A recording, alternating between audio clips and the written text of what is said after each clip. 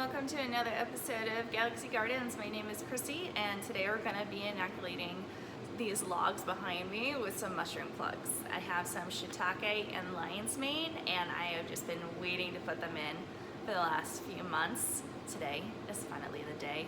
So come with me, I'll show you how the process goes.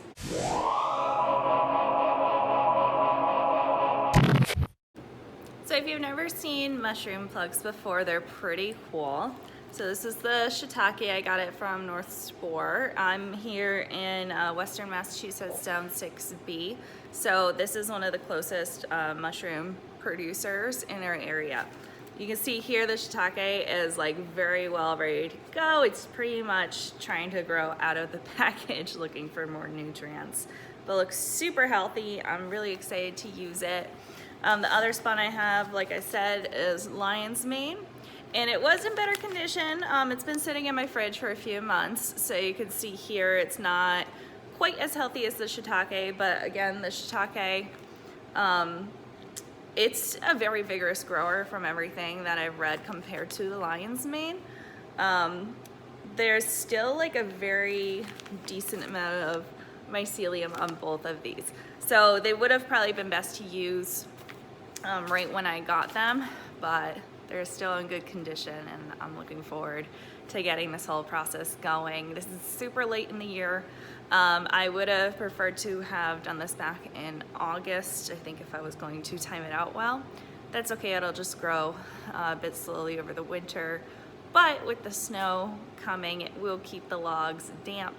It will keep them from drying out and kind of act as insulation around them. So we'll see what happens this year. I live in New England. We never know when the snow is coming. Some supplies that you're going to need are obviously some fresh logs at this time of year. You can probably use them if they're as fresh as, like a week to a month cut. I believe that time goes down in the summer just because it's warmer and many bacterias and other types of mushrooms are growing a bit faster. So you can see I have some different size logs here, and I'll tell you a little bit more about that. Okay, so just taking a look at these, they don't seem very tall. So this one is 35 inches, this one's 28 inches, this one's 45, and this one's 43. We cut this down ourselves. We don't cut down trees like every single day. So we just cut them above pretty much every knot. This was a pretty short tree. I think it was only like 10 or 15 feet tall. And I actually don't know how wide it is. So I'm going to check that out right now. So this is the thickest one. It looks like it's about 5 inches. This one's about 4.5, 4, and 4. So that's pretty good. So from what I've read, you really want to aim for between 3 to 8 inches per log. So what I'm going to do, since the two longer ones are about the same, is I'm going to do one long one for each variety. And then for the shorter ones, the thicker one, I'm going to put shiitake in because I would like to get that for more years. And I've never had lion's mane before. Still like 4.5 inches thick, so that'll be good. From everything I read, it should produce for 1 year for every inch of diameter. So we'll see how that goes. I'm gonna aim to put about 50 plugs in each log.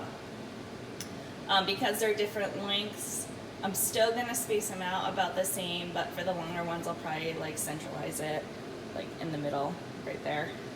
Rather than on the ends, it'll just be a little bit extra. And then on these ones, we'll see what we can do. These are some other supplies you're going to need.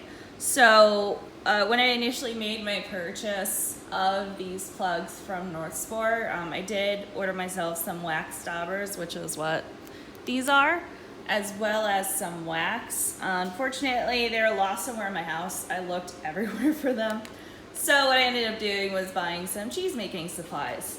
So what you see in here is some cheese wax. I just cut a portion of it. We'll find out how much we need as we go. I also have this sauce warmer that came with my crock pot. I've had my crock pot for years. I've literally never used this cheese warmer once. So we're gonna use it to melt the wax. So you can use food grade paraffin wax or cheese wax for this. You're gonna wanna get some daubers. You can also use like a clean brush if you wanted to.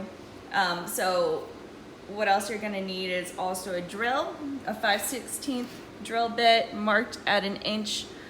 This is specific to this company's mushroom plugs that I got because they are 1 inch wood dowels. So I already pre-marked that there with some electrical tape. That's gonna help as we drill out our holes. So what I'm gonna do right now is I'm gonna drill out the holes. We're gonna aim them to be about 4 inches apart from each other. And then we're gonna start putting in the dowels and sealing them up with wax. All right, log in tow. I'm gonna go ahead and mark it up, drill some holes. We'll see how many we get on here. I'm gonna aim for 50, and then I'll show you what it looks like. All right, I don't know how well you can see the actual marks here, but fortunately this is 28 inches long to a T, so I just went every 4 inches. So I'm gonna go ahead and drill those out. We'll go on to the next marking. All right, so here's a rough idea about what you're looking for when you're drilling them out. So I have 6 holes, and we're gonna do a diamond pattern, which means I'm gonna go over a few inches. We're gonna do right in the middle between those two. Okay, please raise your hand if you're better at fast math than I am. The industry that I have worked in traditionally has a stereotype that you suck at fast math, and I do fit that stereotype. So 4-inch log, or 4.5-inch log, 28 inches long. How many rows do you think we're gonna get? We're not gonna fit 50 plugs. So I got 2 rows of 6 and 2 rows of 5. So that means we're actually gonna be able to use up more of the long log. So the one I'm cutting right now is for the lion's mane. And you know, I'm honestly not even gonna be mad if I have some plugs left over, because I just put all these wood chips in the garden. I'll just throw them out there under the wood chips and see what happens. Maybe it'll inoculate them. We'll find out. Let's experiment.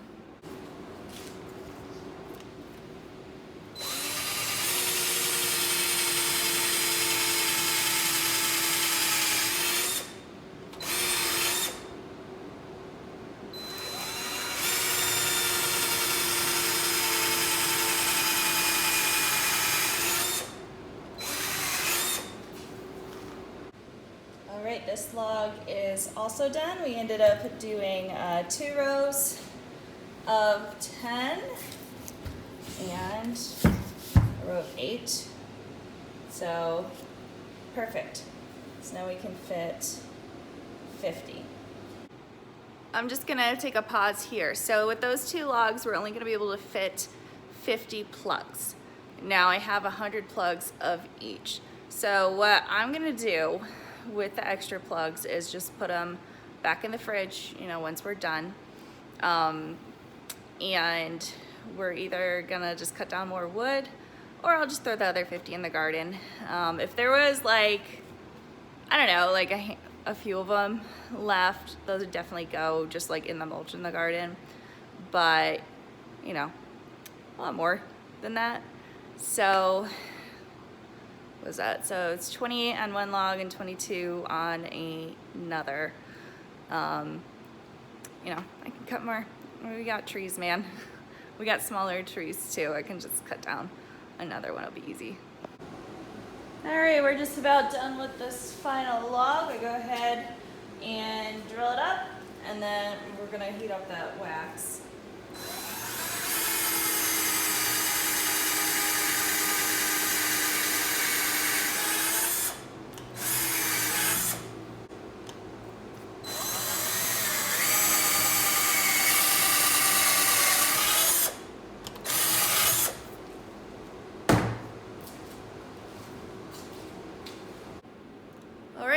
logs have been drilled out. I'm gonna go ahead and just clean up this area a little bit while we wait for the wax to melt.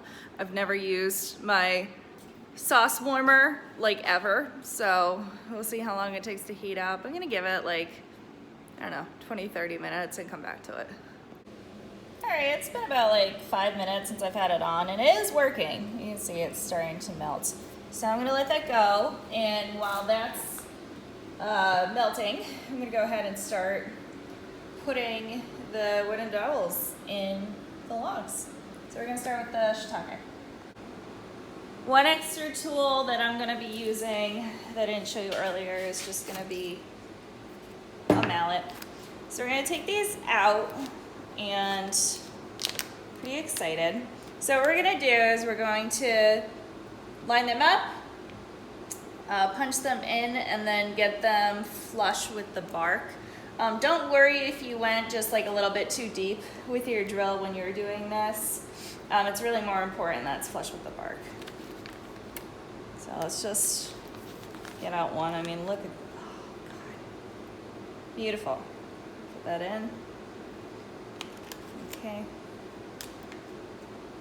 Don't worry if you're breaking up some of the mycelium. Oh, that's a strong one. Look at that. Ah, gorgeous. All right. So I got a couple lined up here, so I'll show you how it's gonna go. It's that easy. By the time I get all of these logs with the dowels in them, the wax should be ready to go. So we're gonna wax over each one of these to seal them in. And I'm actually going to be putting some wax on the ends as well. So let me go ahead and get this going.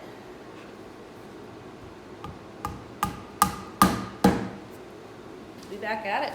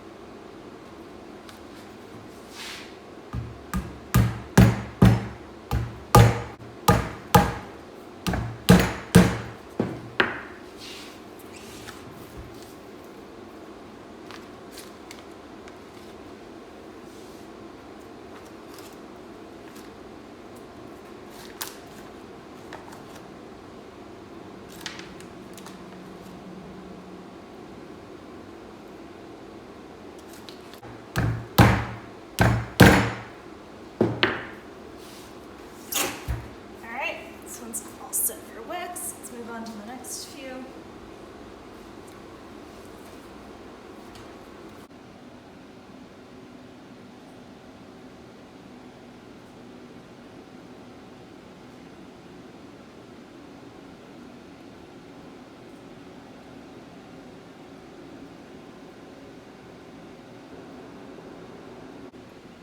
Okay, we have our 2 shiitake logs all set. We have about half of this remaining.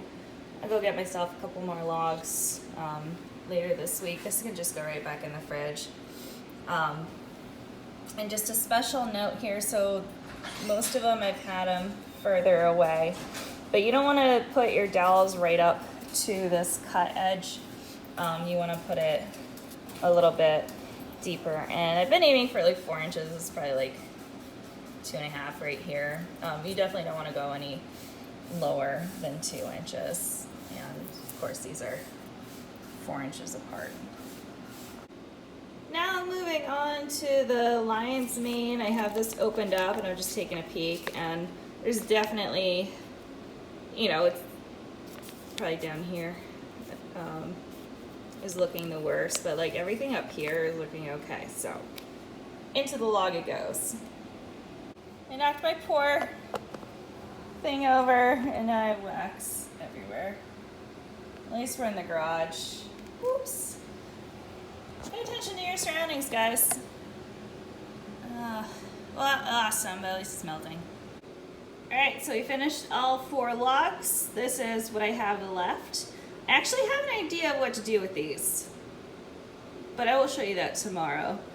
For now, we're just gonna get them with some wax, and we're gonna call it a night. Okay, so our wax is ready. I just threw another block in there for a good measure, but we are ready to go. Okay. This is pretty straightforward. We're going to start with one of the shiitake logs. I'm going to go ahead and get my wax dauber out.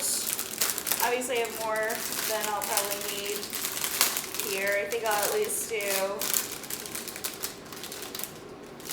separate one for each type.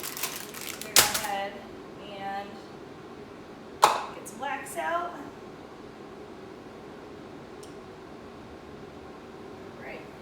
And all we're gonna do is dab it on there. Dab will do ya.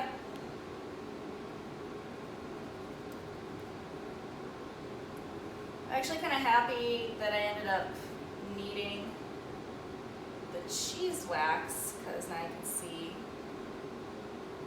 where I've already gone. The wax I had originally would have been clear, which is cool.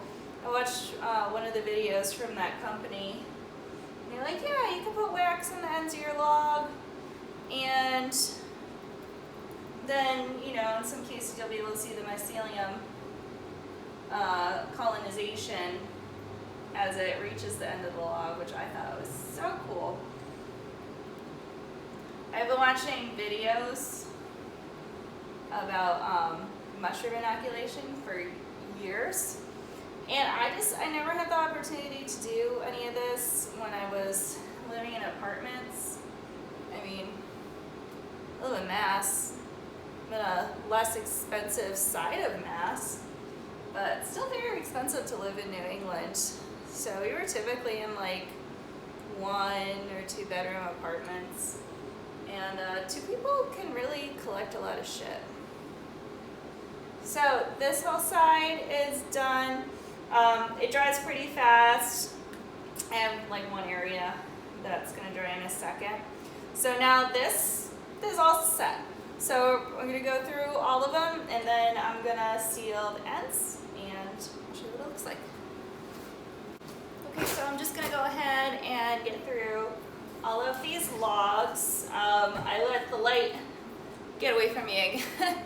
So I'm not gonna be putting them outside today. I'm gonna be putting them outside tomorrow in the morning. And like I said, I have an idea for the remaining plugs, which I'll show you then. So I will show you what this looks like when they're all done. It's gonna be pretty cool.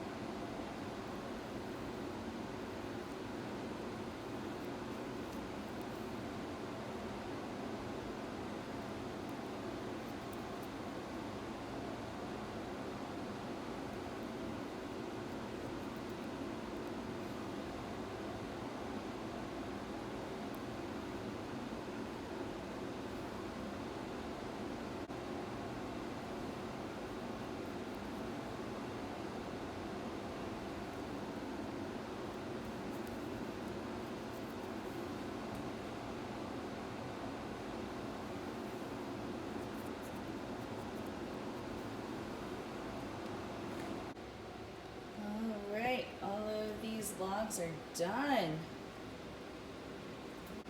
I didn't feel like melting any more wax, so the 2 lion's mane are the ones that had both ends of the logs sealed. Figured they could use a little extra help getting going. Okay, As you can see behind me, I finished up putting all the wax on the logs. I think they look great. I'm gonna go ahead and just leave them here overnight because we lost the light again. So I'm gonna be back here in the morning. We're gonna put them in their permanent spot, and I'm gonna figure out what to do with all the extra dowels. We'll see you then. All right, welcome to day 2. I need to go scramble and get the chickens out of our meadow real quick. Surprisingly, Gunther actually was just in the run. These ladies are testing fate. Come on, let's go. Let's go.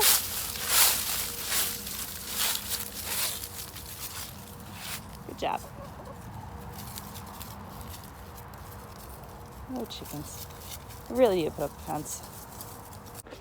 Okay, so we got the chicken situation taken care of. Let me show you where I've placed the logs. All right, here we are. Now I've placed the lion's mane on the left and the shiitake on the right. So from what I've been learning, you want to keep them close to the ground but not on the ground. So I just used some of our spare firewood to prop them up so they can stay moist.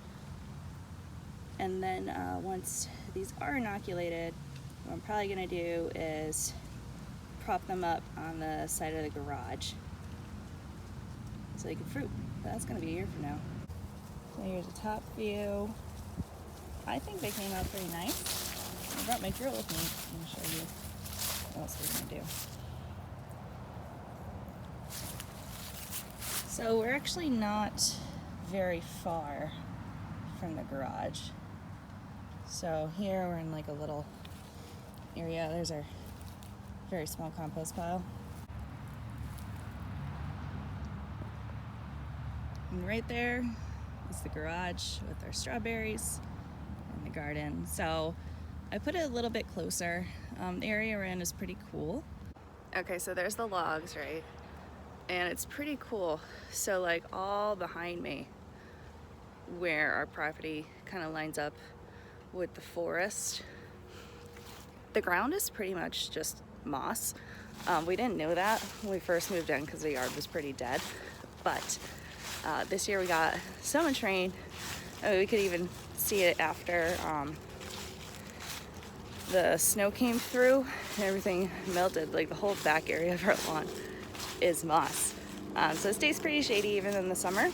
So I think it's gonna be the perfect spot for these logs. And here we have the girls in the hops. We have some more mulch on its way this weekend. So I'm gonna mulch the hops. Nice. They're usually not in this part of the yard, so this is a treat. They're just gonna be with me. They'll be okay. I left my drill here when I went to go check on them over by the hops, and I came over to grab it. They're just all hanging out.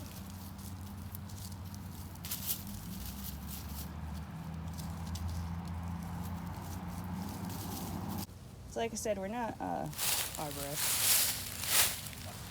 We just have like an 18-inch electric saw. So this top part we're gonna take off. No, we're not gonna cut down any bigger trees for people looking at our terrible farm here. We'll definitely hire someone for the larger ones. But this stump is a good foot high. So I'm gonna drill it and we're gonna see how many holes we can get. We're gonna be doing the same thing. We're gonna do them an inch deep. You wanna go at least a couple inches down from where you cut it. But we can also go down pretty much almost to the ground. I'll probably go a couple inches above the ground. Okay, we got the saw drilled out. And what I think we're gonna do is put the rest of the shiitake plugs in here. And if there's any room, we'll put the lion's mane and we'll let them battle it out for ownership of the stump. All right, so put this wax on to melt before I even put the other logs outside. I'm gonna give it a little bit more time. In the meanwhile, I'm just gonna go put the plugs in the stump. right, so we're gonna start with the shiitake. Now you've seen me go through here with a drill. If you're gonna do this on a larger scale, I would highly recommend getting an angle driver. It would go a lot faster than what I did. But I mean, this was pretty short and skinny tree.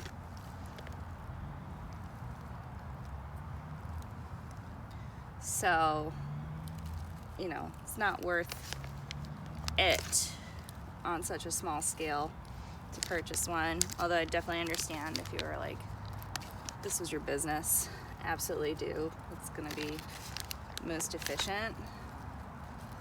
But, you know, you don't have to be efficient all the time. I think that's a American trait, to want to be efficient 24/7.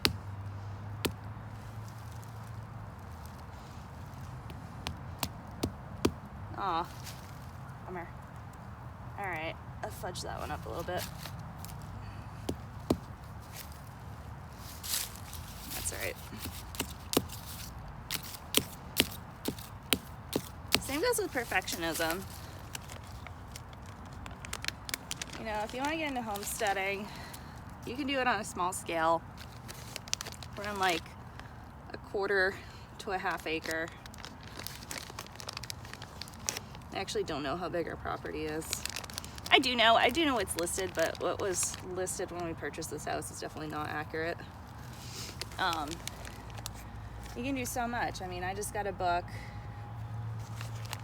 about how to like complete, like if you had the perfect land, perfect, no trees, sunny land, you know, how you can optimize that to grow food. But I got my little garden. It's 20 feet by 40 feet. We have I want to say 16 raised beds just in the main garden area, not including our other garden area, not including fruit trees, berry bushes, strawberries, vining plants, you know, like the kiwis I have in. You can do a lot on a small area. And good enough is good enough. Let me just say that. Nothing ever needs to be perfect. All you need is some consistency.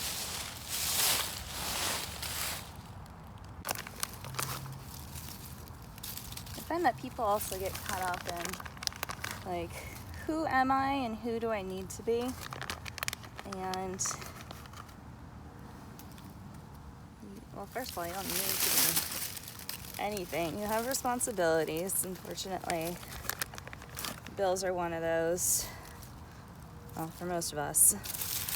In other instances, responsibilities include childcare, care of animals, anything. So those are responsibilities. You don't need to be anything in order to meet those responsibilities. You just need to be consistent and take care of yourself. People really get caught up in that, or like, oh man, am I handling this well? Should I be doing this better? You know, if you know better, you can do better. But everyone lives different lives. And better for you, it's not necessarily better in the same way for someone else. So, live your life. Do little projects as you like them. It doesn't need to be perfect. Obviously, do things safely and mindfully, but mindful does not mean perfect. All right. I think we have enough shiitake plugs for this whole thing, which means I get to draw out another stump for my lion's mane. Yo, so I just like kind of absent-mindedly cut out holes on this stump. I didn't really measure anything. And the amount of holes I made was like the perfect amount to use up the rest of the shiitake. Now, isn't that neat? That's super cool. I'm very happy with that. Man, I really don't like winter, but I like the fall. So this stump is all set to go. I'm gonna go get the wax. All right. Looks about ready. I'm gonna take it with me. We're gonna go outside. Okay. So I'm gonna try to do this quickly because it's pretty cool out today. And even though this little crock pot sauce warmer is warm, it's gonna cool off pretty quick. So I'll show you what this looks like when it's done. All right, so I sealed this pretty fast, which was good because this wax is peeling off pretty quickly. So that's what that looks like. We are gonna cut this top part off, just not right now, but I wanna give the plugs as good a chance as possible. So I just decided to seal there and the other cuts as best I could. But this looks pretty metal, honestly. If you didn't know what this was and you walked up to it, what would you think? I want to know because people walk their dogs back here. So, yeah. All right, so that is method number 2 of using your dowel plug spawn. I thought I'd finish up today's video next to my little indoor greenhouse. I'll show you the inside in a second. Everything's coming in so beautifully.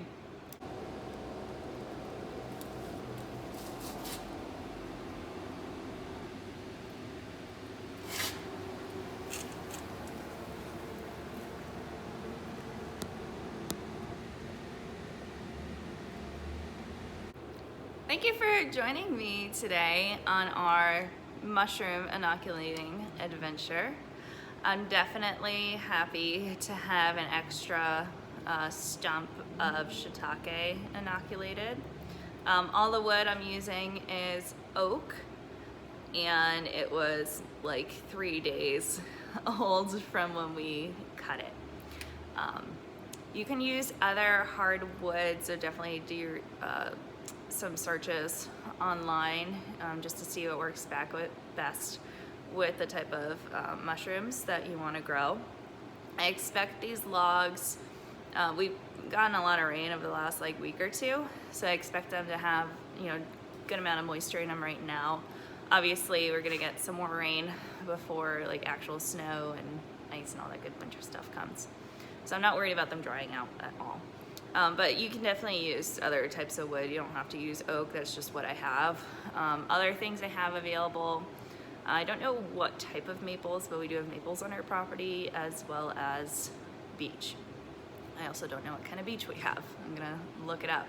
That's kind of beech trees with white bark on the outside, but that is not narrowed down super much. I also have lion's mane plugs that are left over. We didn't get to use them. So I'm not going to show you in this video, but we have a lot of hardwood pellets that we're using to heat our home. So what I'm going to do with these remaining plugs is put them in a hardwood pellet and gypsum mixture. Fortunately, we have gypsum on hand because Greg brews his beer and we just have random minerals laying around. So I'll be putting those together. I'll probably grow the lion's mane inside, let it do its inoculation in there. And really, these dowels are not in the best condition at this point. They're definitely, I mean, there's definitely mycelium still in there. So I think if I give them something with some nutrients, they'll grow inside. We'll see how that goes. I'm also gonna be picking up some grain spawn as the winter continues. I grew mushrooms last winter and I absolutely loved it. And I wanted to spend this winter getting better at it. So doing the logs was one step of that. Like I said, I wanted to do it a couple months ago. That's okay. We got them in. They're not going anywhere. And, you know, I just want to get better at the grain spawn inoculation. Last year I did a straw substrate, but I did not sterilize it appropriately.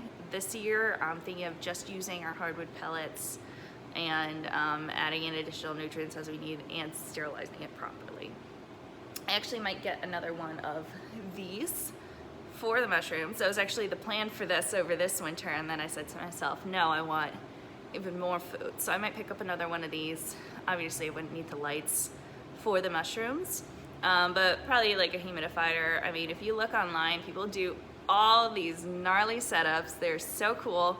I do not have the time or energy to build them. I'm just gonna keep it simple. Sterile tent, maybe a humidifier in there.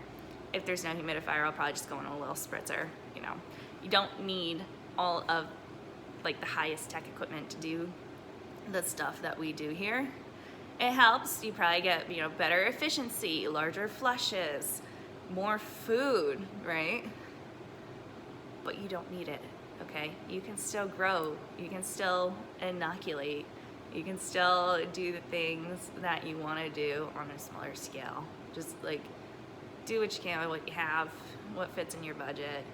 There is some form of all of these processes for all budgets, including people who can't afford, I mean, a $45 tent.